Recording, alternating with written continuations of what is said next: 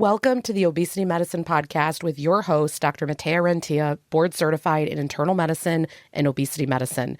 Here, we talk about a path to metabolic health, and we have real conversations about chronic weight management and living a full life. Just a reminder, I am a physician, but I'm not your physician. So everything that's on this podcast is for informational purposes, but please go talk to your doctor about what's right for you. There is no medical advice being given on this podcast. Welcome back to another episode of the podcast. I'm excited today to talk about that the medications do not stop working. I want to really be clear on what it is that they are doing or not. A patient of mine sent me a video, and this, of course, not medical person that is self-declared a coach and self-declared helping people on GLP-1 medications. You know, these people that they just decide like, I'm going to be a coach. There's no anything behind it. By the way, the reason that this is scary, I'm not hating on all people that, it's coming out of a good place typically that they want to help people. It's that you don't understand when you have someone in front of you that has an eating disorder. You don't understand when you have someone that's doing dangerous things. Like, you don't know where the limits are. If you come across these type of people, they're dabbling in areas that are not amazing. Okay, so here's what this person was saying in the video. I'm literally watching this video, and he tries to pull up studies behind him to validate his point, but I think he totally butchered it. So let me explain what happens with medication so that when you see these videos in the future, you know it's garbage. When you're losing weight, whether it be with lifestyle alone or with a medication, initially, let's say the first 1 to 3 to 6 months, your body is happy to release weight. And then as we start to approach the 1 year mark, the 1.5 year mark, that 18-month mark, what you usually notice, most people, not all of you if you're a hyper responder, but most people will start to plateau. I like to use the word maintenance, but you will notice that the weight isn't changing anymore. Majority of the studies that we have are capturing that phenomenon, that when you're on that medication, most people on average will be able to get XYZ result, and you will see where it levels off. Keep in mind in these studies, when they do these really big studies across multiple states, thousands of people, all this kind of stuff, they have a certain study design, right? So when you really look into it, it's that there will be certain criteria to get into the study. It might be that this person does not already have type 2 diabetes. It might be that they're not already on a GLP-1 medication. They have certain criteria to get into it.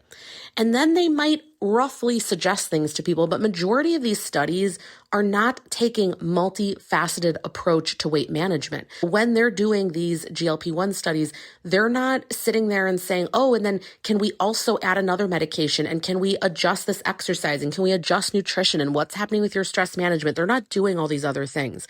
So yes, the studies do show at some point, majority of people, if you're just doing that there will come a point where your body doesn't want to release more.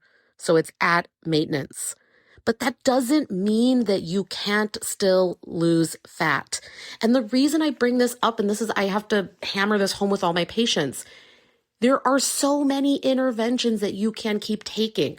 Don't let that data put you in a box.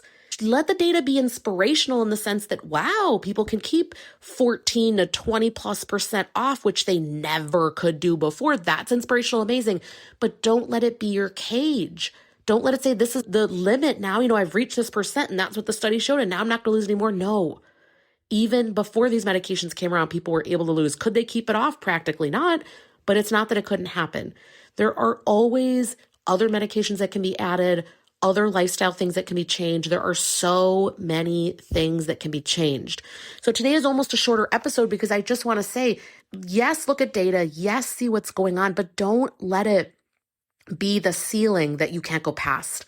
What I often see happen is that because those numbers from the studies exist, when people start to approach close to them, they say, well, you see, that's where I'm at and that's what's going on. Instead of us sitting there and saying, what are all the things that we can do? How can we switch this up? What else can we add? What can we do differently? There's always something to do. And so when you get into this mindset of using the data against yourself, it is not helpful. And also this language of the medication stops working. No, it just can only support that level for you. But it's not that it stops working. In fact, it is continuing to work, the fact that the weight stays off. It is such a miracle to me. This comes back to this language of when we say, I've only lost 10 pounds or 20 pounds. I'll sometimes have patients where they get to the 20-pound mark and they think that's insignificant in some capacity. And I sit there and I think to myself, if I gave you a 20-pound backpack, you'd be begging mercy to take it off your back. You wouldn't be able to make it through the day. But yet you're thinking you need this like full body transformation, right? It's not about health. It's not about what's possible for your life. It's just about looking a different way. To get back to this with the medication, they very much so still work. One of my main things that I always say to people, I mean, this is a little bit facetious, but if you're going to tell me it doesn't work, I say, okay, great. Hold that medication 1 week and you see how rapidly you are hungry again and what happens. And I think it's a really quick lesson to realize it's doing a lot more than I realize. And it's going to be one tool in the midst of everything else, right? But no, the medication does not stop working. Typically, it can support you to certain levels. It does not mean that you cannot get past those levels. You very much so can. And don't let that be the thing that holds you back. When you watch these videos, it's always very formulaic what they're trying to do. They're always selling something. All of these influencers are selling a supplement, a product, a system. I found actually a physician channel the other day, and this person was doing a live, and I thought, oh my gosh, it was talking about insulin resistance. I thought, I'm going to learn something. And then I literally just click into their profile. First thing you see, it's like, this is a 3-part supplement system that's going to help with insulin resistance. And it's such a turnoff because you know that they're not at all listening to what's happening with you. It's just take this supplement and everything's going to be solved, which we know is garbage and not true. All right. So that's the main thing that I wanted to talk about today is that yes, these medications are doing a lot heavier lifting than you're realizing. You just don't feel the same as you did week 1, 2, 3, month 1, 2, 3. And so then you extrapolate that, well, this isn't going to work anymore. And that's not true. All right. I hope you guys have a great rest of the week and we'll talk soon. That marks the end of today's episode, but if you're newer to the podcast, I want to tell you about something that we have, and it's a free podcast roadmap. So this is perfect for any of you that are listening where you want to be directed to very specific episodes. So let's say that you are just starting out and you want to know, what should I do right when I start on the medications? Or you're experiencing certain side effects on the GLP-1s, or you want to know what to do if you're in a plateau, or if emotional eating is taking over, or if hunger levels are high. So we have many different categories of episodes that we've talked about because there's a lot at this point. So if you want to be able to navigate that very easily, we have it broken down by category and also the episodes that are there, and we hyperlink to everything. So you can just click on it and find the episode. Easy peasy. If you want that, you can go to rentiaclinic.com/podcast roadmap. We'll have it linked right here underneath the show notes where you're listening. And you can go ahead and get that free resource so that it makes it easy for you to navigate, because I know that it's really hard when someone has an established podcast. I am such a podcast fiend, listening to podcasts all day long.